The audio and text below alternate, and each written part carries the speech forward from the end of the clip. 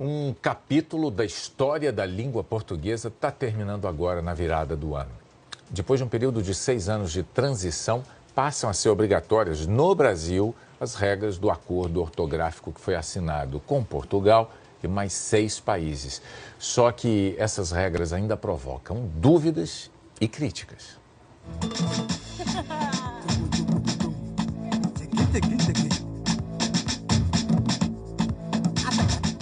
Ora viva, muito boa noite. Estamos de volta com o nosso e vosso programa Artivista. Nesse estúdio, todos vieram da África para estudar ou trabalhar no Brasil. São agora 5 horas e 55 minutos no Brasil e 9 horas e 55 minutos na nossa terra-mãe. Nós estamos numa rádio angolana que fala para milhares de ouvintes no mundo todo. Aqui, eles falam português. Mas será que é a mesma língua falada no Brasil? Não. Não é? Não é. Lourenço explica que em Angola, o português se mistura a línguas nativas. Todos nós temos um avô, um tio que fala em casa, fala quimbundo, fala umbundo. Então isso se introduz no português, no nosso dia a dia. Quer ver um exemplo? Só te dá uma dica que tá mulher um mambo e baseia naquele mambo e virar para uma esquina, você não vai entender. Mas isso é português? É português. É o nosso português. Mas para Jaira, apesar das diferenças, é a mesma língua. O que acontece muitas vezes é encontrar um brasileiro e o brasileiro diz: não, mas você fala português direitinho, né? Diz eu, porque eu só sei falar português, tal como você. Mas e as diferenças? Facto, de facto, objeto. Eu fiz uma prova de comunicação na faculdade e a professora deu errado. Porque eu punha objetivo com C. Sim. Punha atividade com C antes e a professora disse: isso já está errado. Certo ou errado? Bem, para unificar a grafia de palavras como essa, o Brasil e outros 7 países onde se fala português assinaram um acordo ortográfico.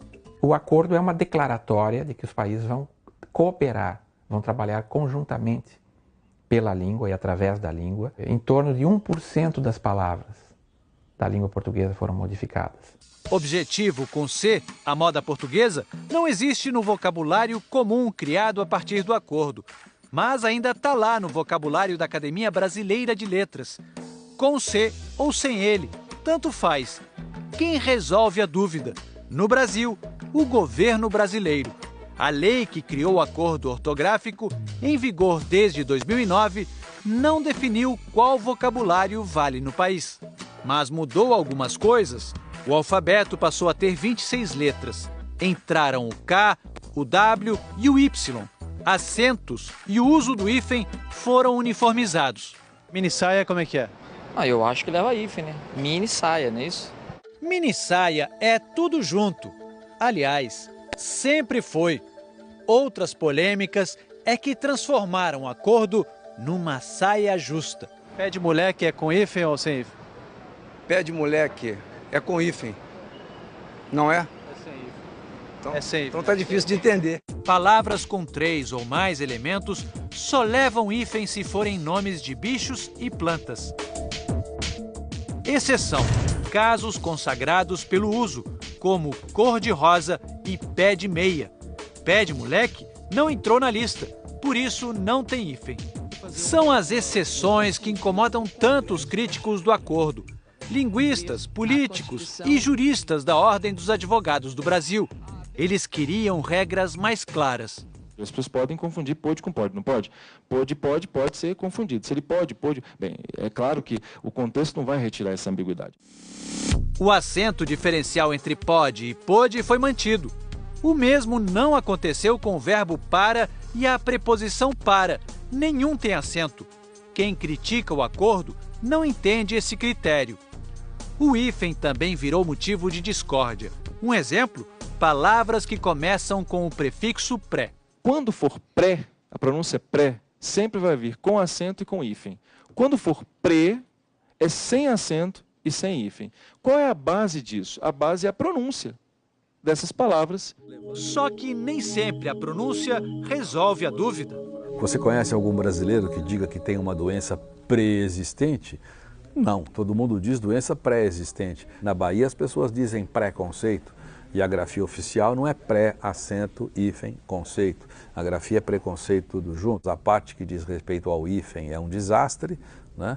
Ele torna a coisa inensinável, é impossível ensinar aquilo. O gramático Evanildo Bechara diz que a intenção foi unificar a escrita nos diferentes países, não necessariamente simplificar, e explica que a tradição justifica certas exceções. Eu sou professor desculpe dizer, há 70 anos. Eu nunca tive uma turma em que na palavra preconceito escrevesse pré, hífen, conceito, ou tivesse essa dificuldade. As palavras que puderem ser unificadas, a língua agradece, porque essas palavras unificadas terão maior possibilidade de difusão no território lusófono. Outra crítica é que o acordo já nasceu velho. A internet mudou o mundo. Esse acordo é pré-internet. Mas o professor Sérgio Nogueira explica que expressões novas ou estrangeiras entram aos poucos no idioma. O Réveillon ficou em francês, o abajur foi aportuguesado, o espaguete foi aportuguesado, a pizza não foi. E não há uma norma para isso. Isso só o tempo que vai dizer. Algumas palavras ainda não chegaram no vocabulário oficial. Agora, quem consegue viver sem elas? Professor Bechara, existe selfie? Existe, está aqui uma prova. Mas como é que se escreve selfie em português? Por enquanto é a moda inglesa. Agora a dúvida é saber se é masculino ou feminino, porque as duas formas se usam. O senhor poderia soletrar selfie? S-E-L-F-I-E. Exatamente como em inglês. É. Isso é português? Português. A língua que eu falo não é a língua dos meus avós, nem da época de Machado, muito menos de Camões. E eu não sei como será o português daqui a 50 anos, mas uma certeza eu tenho, vai ser diferente.